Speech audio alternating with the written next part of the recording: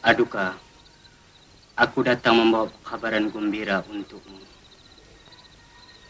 Menurut hukum Islam, kaulah yang berhak memperistrikan Dara. Dari itu, tenangkanlah hatimu. Aku berdoa agar lekas sembuh. Pertunanganku dengan Dara telah kuputuskan. Apakah khasiatnya Pancadelima? Ratai puspita hatiku. Pancadelima membawa kebahagiaan, menolong kepadaku serta kawan-kawanku. Aku belum paham Surya Kencana. Di satu masa, kau akan faham segala-galanya. Surya, Ya, andai kata Ratai. Apa itu ekor Ali? Itu ah. Makan Ali, makan. Oh iya, Kakanda. Kalau tak salah saya ada utang sama Kakanda. Oh, kau sama aku bukan orang lain lah.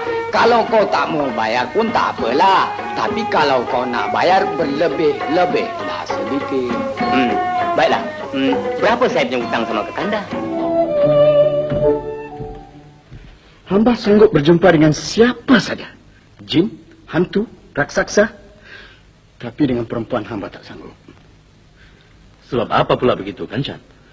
Sebab di dalam mata perempuan itu ada mengandungi racun yang sangat bisa. Bila syuk begitu dia keluar, boleh membunuh lelaki muda. Siapa yang mengajar anda begitu? Ibu hamba. Dia adalah kawan niaga ai.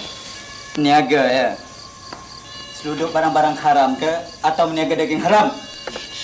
Apa yang kau cakap ni, Man? Aku tak mau jadi toke lombong, tahu Rima?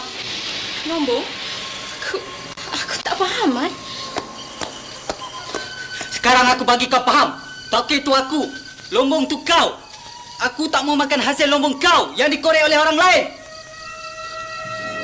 Sudah sekali aku cakap. Kalau bawa kereta, mesti relax. Relax!